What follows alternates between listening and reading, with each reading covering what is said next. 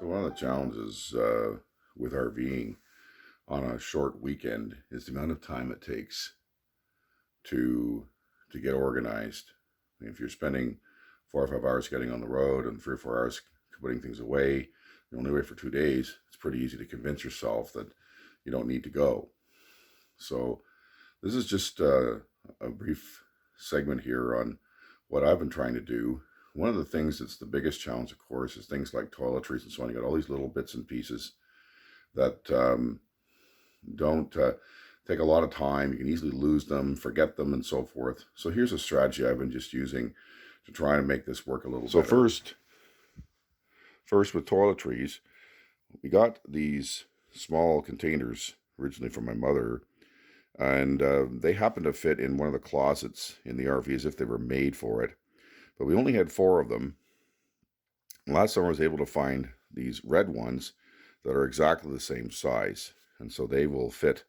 So there's a room for 8 of those trays in the 4 shelves of this closet. So what happens is I have my label maker, I have toiletries, I have my hiking technological stuff, my drive cam and GPSs and so on. And this is my battery dish so that you have all the different batteries that you can run into. And then these ones are used for things like vitamins and so forth when I go downstairs. Now, what's neat about this is that I have these collapsible black trays you can get, anywhere. And what you can do is you can put these in here as if they were made for it. So it's very fortunate that it works this way.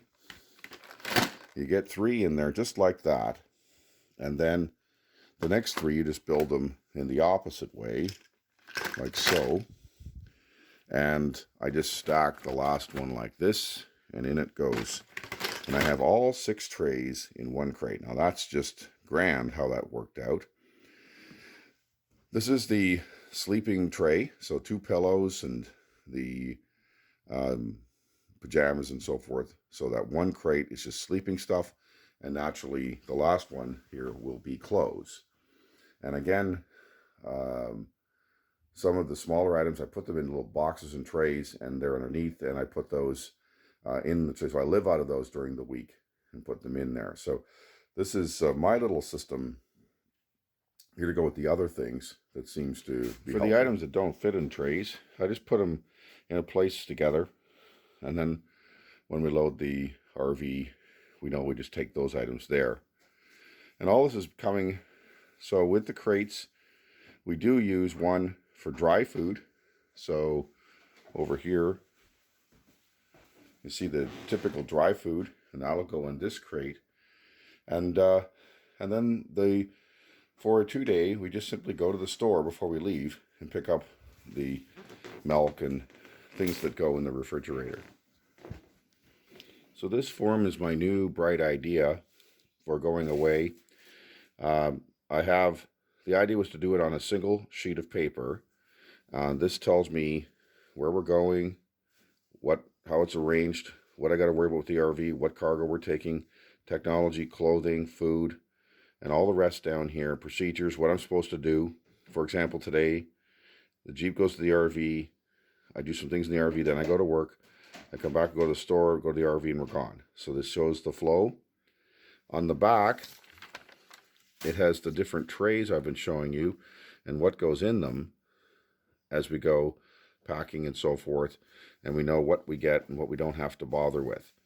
And this is based on an Excel sheet, so all I do is go in ahead of time when we're planning and mark the X's of what we want, and then the sheet will only have the items on it that we actually want to use. And then I just take a highlighter, as you can see, and mark off the things that are done. So this is, my 17th way of doing things, but hopefully this one works a little better.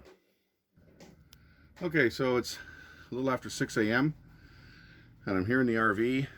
What I do is I put on the refrigerator so that when we get back to go, it's nice and cold, so that the items we buy from the store are ready. And I just set the other crates here on the couch behind me. Where'd it go? There we go. Okay, and a few other places. so there's less transfers. So this is one of the schemes we do to make things a little more efficient. So when I get back from work today, it's just a matter of going to the store, putting that stuff in here. Most of this I won't pack out until I get to the campsite. So the objective really is to get done with work and get to the campsite, and then you can start living. So we'll see you later. So anyhow, this is this experiment on this 2-day escape. I put in about 20 minutes last night when I packed my crates that I showed. And this morning I carried most of the items down to the RV, which is more or less on the way to work anyway. Started the refrigerator so that it would be cold when I get there. And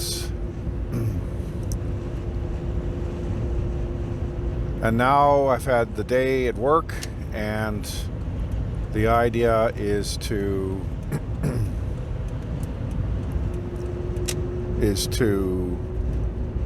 now get to the RV, and I'm going to have something to eat. I got to buy some things, some of the cold food and so on at the store, and otherwise go over to the vehicle and finish the final configuration. Primarily that will be putting a few things away, but not too much of that. We'll do a lot of that at the campsite. But the technology that's in this vehicle some of it needs to be transferred to the RV, and my computer bag and so on as well. I'm probably going to buy dinner and eat it. I suspect that I might have an hour yet before Nadine can come over to the RV. I propose to take it out of the parking slot and put my vehicle in there, and then when she comes in she can put hers in and hop in, and then we're down the road. So it's coming together pretty good. If we leave, let's just say right now 5:30, and Balsam Lake Provincial Park, which is our objective, is an hour and a half ish, then I would think that we might be there by 7, which will be great, because then we're driving primarily in daylight, and then we get into the campsite and it's still dusk. It's not so dark. It makes it a lot easier to configure everything, and then we'll set it up, and then we'll have a nice evening. And this trip is also designed to be, we're taking the least amount of stuff. I am taking a hiking pack and boots, but there's no Jeep, there's no boat, there's no bicycle, there's no whatever. And as all this takes time to organize, and that's the deterrent, I think, for weekend getaways, is that you only have Friday, Saturday night, and so there's only so much time. Now, one of the nice things in Ontario parks is you don't have to leave your campsite until 2 p.m. And so I usually run that fairly close, and of course you're allowed to enjoy the park afterwards. So you can move off the campsite to a day parking area, and still you can stay there till 10 o'clock if you want to. So now the other side of this is that when we get coming home, you've eaten most of the food, or a good part of it, but you still have the same amount of gear. That's not going to change very much. And so I had 5 crates this morning. I had 4 crates. I had the 3 crates I showed on the video already earlier in this. So the clothing and the 6 trays and the sleeping stuff. I picked up a 4th crate to take my DVDs with me, because I find if I don't have them, I want them, and that's part of the fun. And I could put my camera stuff on top of that, so that worked okay. And then I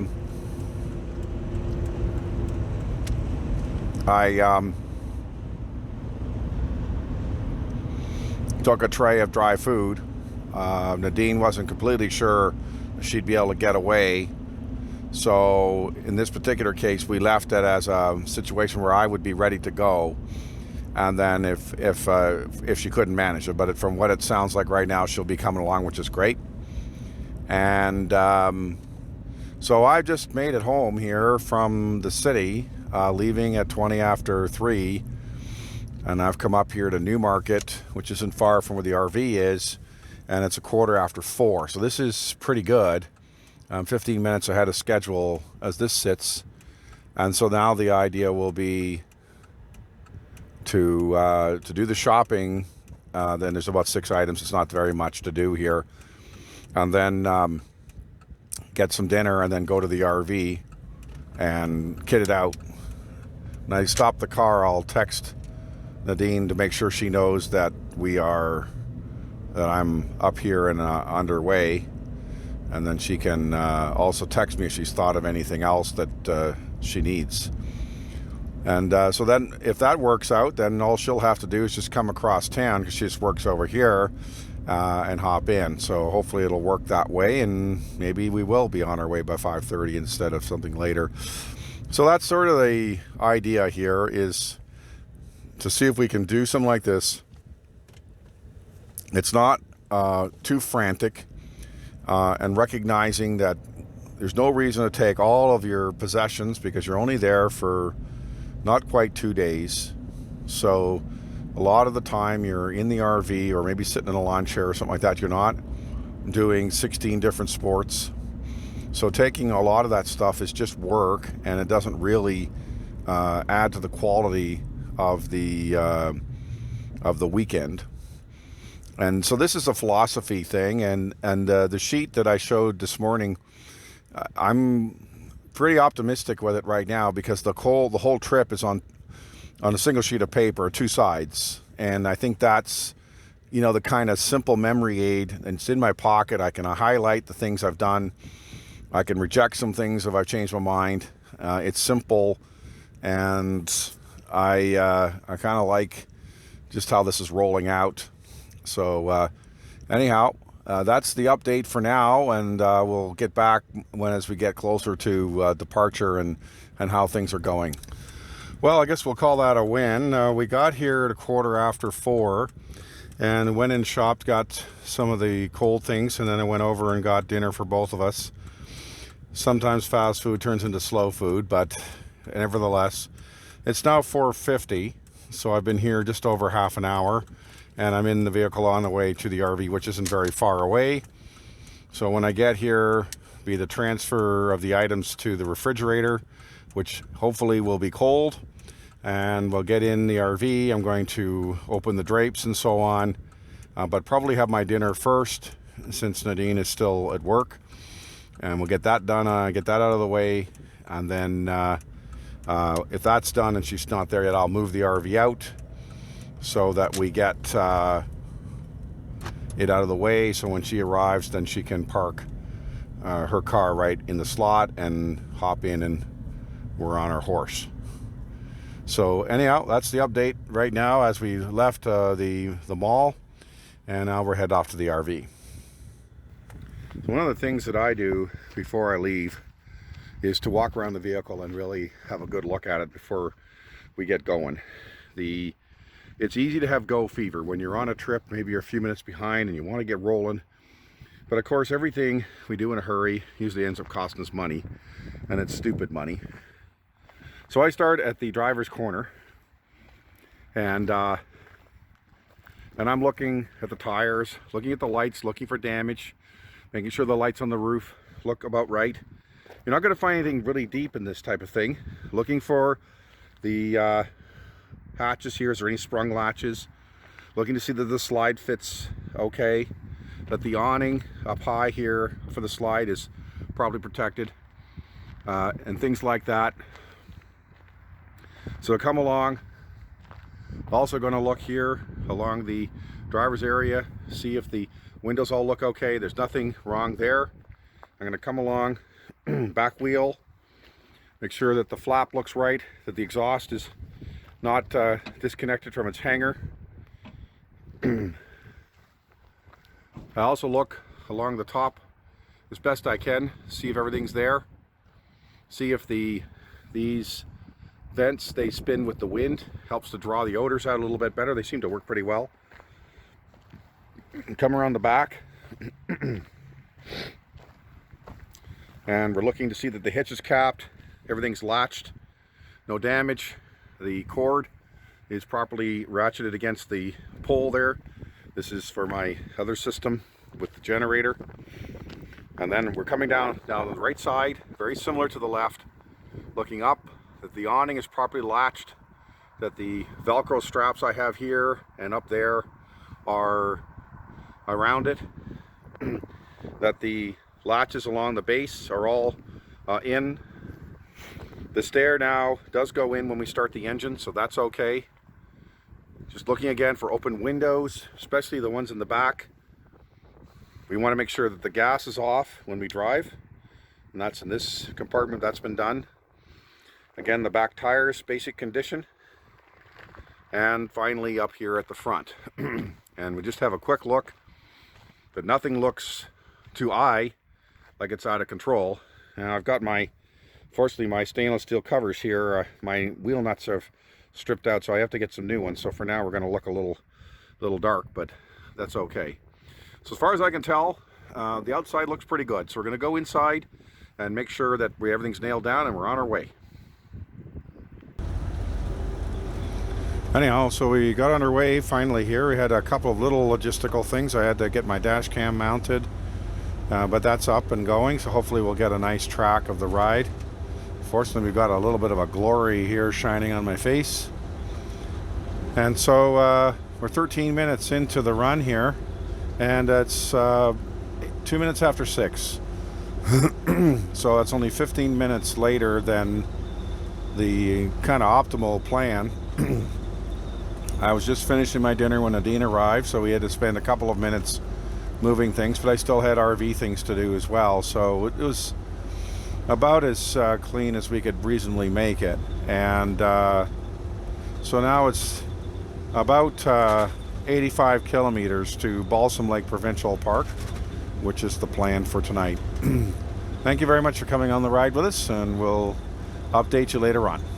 All right, so we've been on this run now about an hour, and we're just south of Beaverton, Ontario. I would estimate we're probably 2/3 of the way there. And so far, the only thing that's been happened was that one of the roads we were going to travel on is closed for construction, and so we had to take a bit of a dirt road, and that's not what I like to do with this RV, so I let it run only about 40k an hour, but thankfully we only went about 5 kilometers. But we're back on good road again, and the sun has certainly been going down. It's 6:45 here on local time, and we're already with the sun right on the ground. So we've lost about 2 hours of sun since what we had back in the summertime. But it's a beautiful, beautiful evening here. There's hardly a cloud in the sky, and approximately, well, according to what I have here, it's about 9 Celsius outside, and nice and warm inside. We've got the heat coming off the dash here, and one thing this RV does is produce heat. It's a big motor in this unit. So we're going to head north here on Highway 12 and get to Highway 48, and then we just head on over another 20 so kilometers to the park proper. So we're getting along pretty good, and the vehicle is doing, I think, pretty well with mileage because we're so light tonight. We're not towing anything, and we don't have very much in the RV except the water. Even our gas is down a bit. So we're probably getting 9, maybe a little better than 9 miles per gallon right now, which is pretty good. And that's on the highway. We're a little bit less than that because we did some maneuvering and so on. But so anyhow, that's a report from the road, and I'll come back when we're at the site. but just on surface right now, we're hoping to be at our site before 7:30, and then now being, like I said, maybe 10 to 6, 10 to 7. So if nothing changes, that would be the plan, and that's going to be quite nice. We'll get all connected before it's too late and we're tired and so on. So, and it's just we're just planning a nice restful weekend, which is what the doctor ordered, I think. So, all right, we'll see you down the road. So this is the cabinet in the RV bedroom, and those 8 trays I showed you before that went in the crate go in here like they were made for it. If they were a centimeter wider or longer, they wouldn't make it. So it's just terrific that you can organize your toiletries and have this closet that just works with it. So it's just wonderful. So this is site 333 at Balsam Lake Provincial Park. We just got in here last night around 7:30 and got kitted out. The sun's right behind the RV, but you can see it's a kind of a nice set. And this is October 5th, 2019. And so Ontario Parks, the cords sometimes have to go a fair ways. The yellow thing is in behind that tree over there. So I had to use 2 lengths of cord plus my 50 to get there. That's a common issue in Ontario Parks, is they make the distance, they share them between the sites. And because the sites are half decent. Beautiful weather this morning, not a cloud in the sky. It's nice and cool.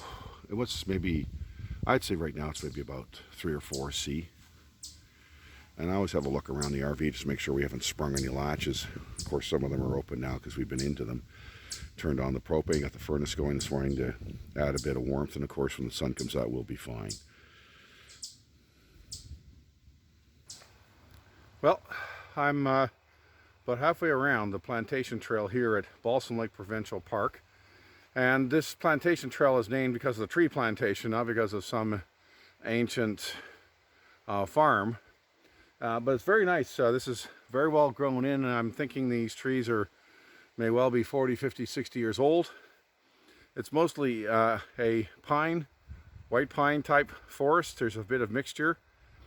I just passed a pond, and so the plan here today, given the time, supposed to get rain tomorrow, is to do the outside loop here. So I'm gonna go all the way around the outside, cross the road, and then pick up I think it's called the Lookout Trail, and do that one, and that'll take me back around near the campsite. So, but maybe best part of 10 kilometers, so not a bad day. A nice hiking surface here. You can see it's needles and sandy type material, so it's very nice on the feet. And having a nice day. It's about 10 or 12 C, maybe a little more. You're not getting too much breeze here in the forest proper, but it is very enjoyable as we go along here. So there's an update from the plantation trail here at Balsam Lake Provincial Park. So I've crossed over, and now I'm on I think it's a Lookout Trail. Anyhow, this feature looks a lot like an esker. So you can see the trail behind me, but it drops off quite a bit over here and on the other side as well, right over there. So it has this ridge feel to it. The land here is really a glacial graveyard of gravels and sands and so forth. I remember coming here before, and somewhere on this trail is a cane field, and the way it was described to me was that a cane was sort of like what was left of a glacial waterfall. So if the water's tumbling over, there's going to be a pile of stones and what have you at the bottom of the waterfall, and when everything disappears, you're left with the pile of stones. Now, I may be wrong, but I remember it looked almost like, when I came here before, as if a dump truck had come in here and there and dumped piles of dirt. Now, I haven't been here in 5 years, so it's growing in a little bit, but quite a neat place to come.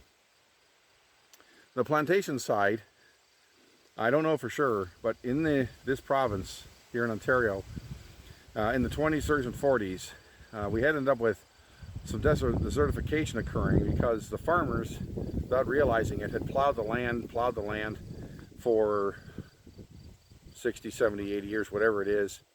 And this allowed, with rain and wind, for the topsoil to disappear. And what's left underneath it is something in the neighborhood of about 100 feet of glacial sand and debris, and which you can't really grow very much on, and in the sense of crops. So some of this land ended up being given to the town one way or the other, or purchased by the town, and then they reforested it with pine trees that like the sand and the quasi-acidic soil that it produces, and allowed it to be restabilized. And this is certainly true over where I live as well. But so just a really kind of unique place here, and I'm certainly enjoying my my hike here today. So now I'm really on the Lookout Trail. I had it wrong. I was on Laurie's Link there before. And when you come up with the Lookout Trail, you're standing on top of a cane. And the text of the sign corrected me and said that it's more of a pool where the glacier's melting and water pours into it over the years and you get the sediments. So now we're down in the lowlands again, lots of cedars, and I'm looking for the link to the eco sites, which will then take me further back to the campsite. So quite a varied trail of pine plantations and then some open country and all the glacial features, and now back down in some bottomland. So one of the advantages of having an efficient system on a short trip is that you can stay in the park until the last possible minute, because going home and taking it all apart is not that complicated. For example, here in Ontario parks, you don't have to leave until 2 p.m. And here we are now at about, I don't know, maybe 10:30. This campground was half full last night, and it's deserted. Everybody's packed up and gone home, given up an entire day, pretty much, of activity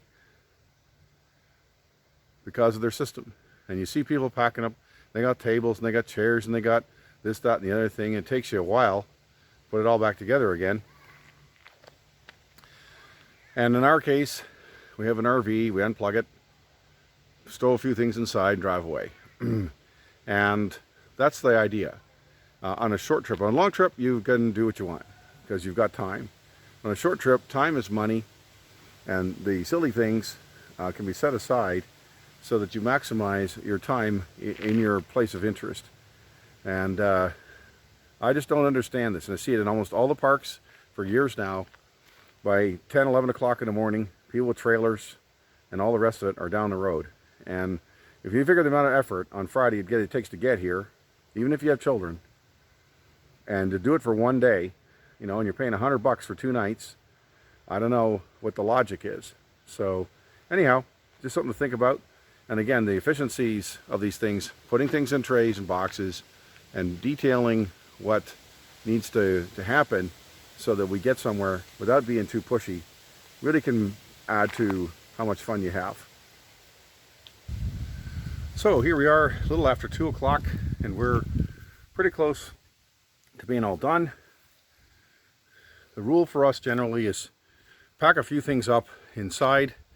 Try to pack it so that when you've already got it in the crates, then so when you get home, it's just put them in the car. It's not a big deal. On outside, as you can see, there's no lawn furniture. We didn't have anything out. Saves us a lot of bother. It's cool enough, you're not going to use it anyway. So all we're doing now, we just cleaned up a few dishes. I put the cords away, dropped the jacks, put the slide in, and we're on our horse. So again, just remembering it's a shorter trip. We don't need certain things, and that way we spend more time relaxing and enjoying the trip otherwise.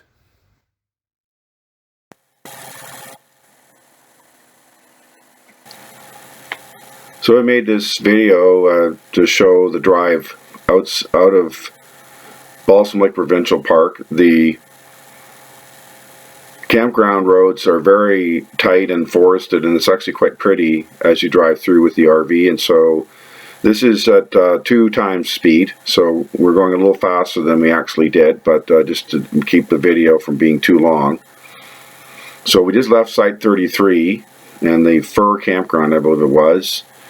And so then we come up to these roads here, and then we'll turn right as we head back out of these and towards the circle, the large circle they have in the park itself for routing different roads. But it was interesting to see, here we are on the 6th of October, and as you can see there is some yellowing, but a lot of green still on the leaves. We were back at the park on the 20th, and everything, it was almost past prime, so the difference in the leaves between those 2 weeks is pretty substantial, and it's a remarkable thing to notice. You know, if you're in a part of the world where this doesn't happen as much, it is an amazing thing to see every year. So here we come along the roads. These are paved. They're a little rough at times, but not bad. But I'm not traveling more than maybe 15, 16 kilometers an hour, even though it looks like it when I'm driving here. As we pull along, those are other campgrounds to the right. That last one there is one that has no power, and one of the things we're looking at is if the solar project does come to finish up. Got some of the parts now. We just have to see. Looking forward next year to maybe giving it a try, where we'll be camping at sites without hydro, and hopefully we'll have a bit more privacy, and it'll be a little quieter than it is in the powered campgrounds, which are generally very full. So when the park was first built, there were actual guard houses here in some of these places to monitor people coming and going, and the changes, I guess, with financing and perhaps efficiencies with technology and so on, have made it so there's only the one now, and these smaller campground control gates were all removed and the buildings have been demolished. There was also another gate way up at the beginning of the park, I guess for day use, and that one also has gone. And day use now is an honor system, so you pay and then go back and park your car and do your thing. And if they find that you didn't pay, well, then you'll be fined. So we're almost out of the campgrounds now as we come up here to there's a large circle in the center area here, and it's a one-way circle, so we have to go to the right. And pretty much straight across there is the guardhouse. This on the right leads to down towards the water and to the garbage bins and so on. And we come up here and along the side of the registration hut on our way out. If you want to go back to the hut, you have to turn left and go back and do a loop, but the roads are there for that. And then we continued on out here, and then, although I cut it out, there's the dump station is here. And this is another challenge at the Ontario Parks. The dump station here has only one dump and one water fill, and you have hundreds of campsites. So, for example, on a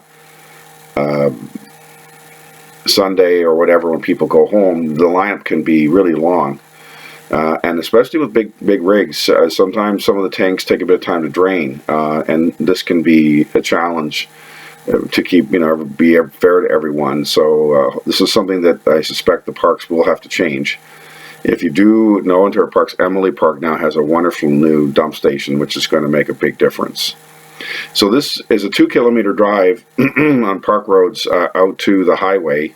And on both sides are trails through the forest, which are very nice. And so Balsam Lake has a, a very nice hiking capability compared to some parks. This is where the other guardhouse was at the beginning of the park. And then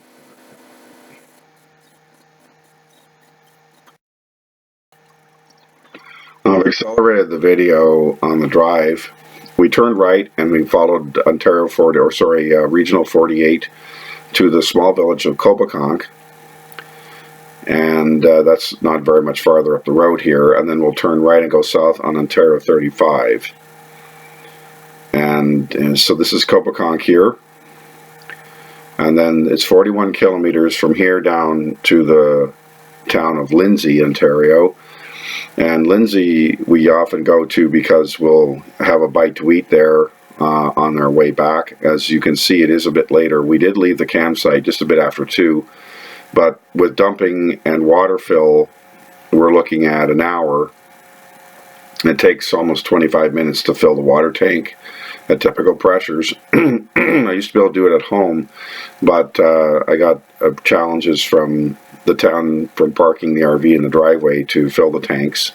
So it's a bit of a challenge, and I don't always like to fill it when I'm coming in, because often on the weekend we're coming in the late afternoon and we're tired, and so we don't want to have to mess around with it, and we don't want to have to move the RV during the next morning or something like that either.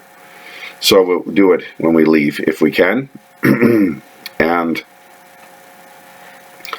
so it's a nice drive through the farmland here in south central Ontario, and this leads us to Lindsay Village. And like I said, we were here for about an hour. We parked in one of the empty parking lots, went across, got our food, and came back and ate it in the RV. We often like to do that. Yeah, first you save money with the takeout, and secondly then you have a private dining room versus... One of the things I do though is, for this type of thing, is I have paper plates and some plastic knives and forks that are disposable. And so what I do then is have those in the RV, so if we do buy road food like that, we use those so that our dishes stay clean and we don't have to find a way to wash them again and so forth.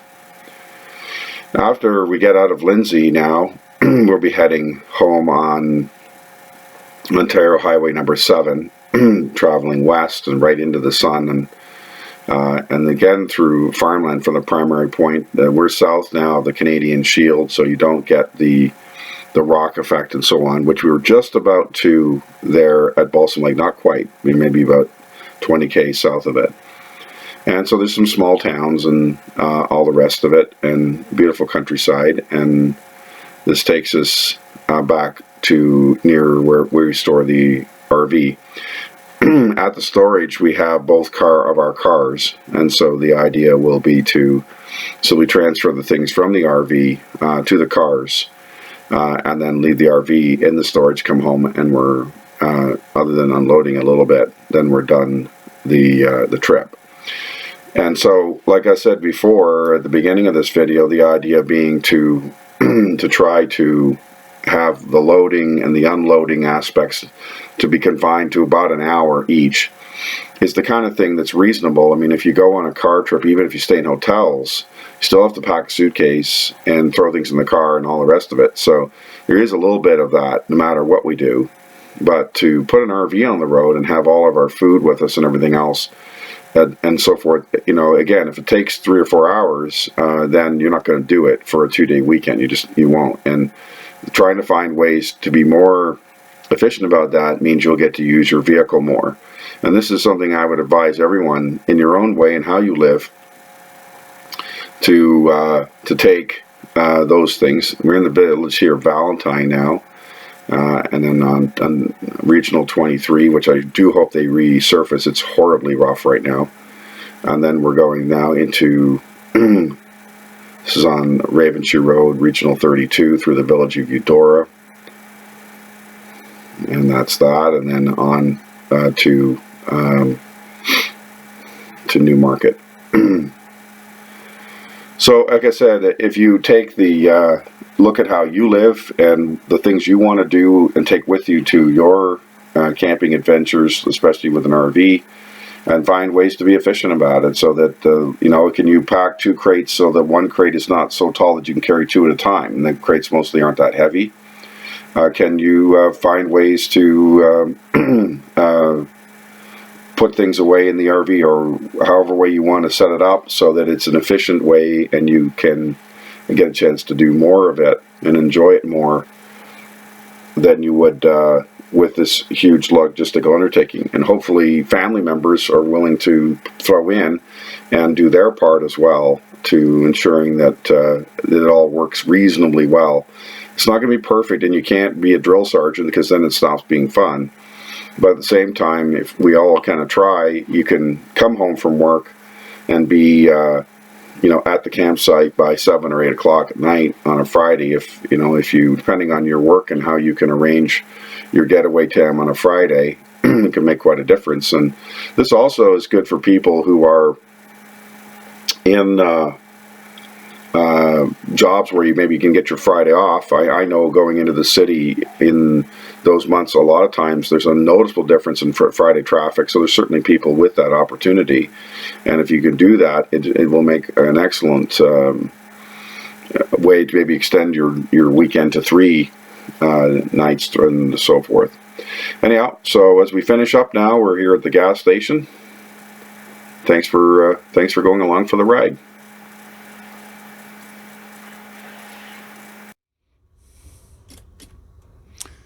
So anyhow, we're just getting finished here on our trip to Balsam Lake Provincial Park, and we're just finishing up our few chores that we do.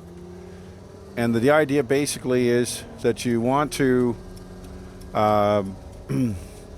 kit your vehicle out for the next trip when you finish up the last one, because typically on your way to the trip on a weekend, you're a little bit tight for time getting out. You might have heavy traffic depending on where you're going, so it's nice to have the tanks ready to go and the gas and all that kind of stuff set up. So because coming back, you customarily are a little more flexible, you have more control over the time as you see fit.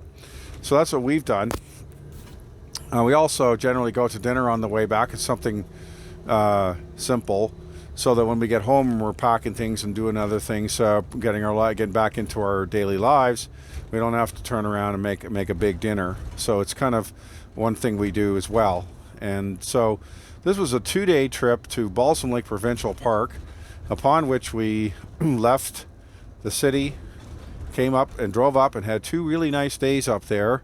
And honestly, folks, even though it's a 2-day escape, boy, I'll tell you, it feels like we've been away for a week. It's just wonderful how it makes you feel like. Cost-wise, just as a rough estimate, these are in Canadian dollars in the Canadian Ontario parks. This is a B park, so this was 48 Canadian dollars per night, $96 total money, including taxes. And to get there, was 96 kilometers times 2, let's say 200 for simple math. So we're looking at somewhere in the neighborhood of about $70 to $80, $75 in gas to move the RV to the site and back again. Now anything else is extra. So if we're buying chocolate bars or whatever, those are things you'd be buying no matter what. But that's the primary cost of the trip. So with that, thanks for watching this adventure, and we'll see you down the road.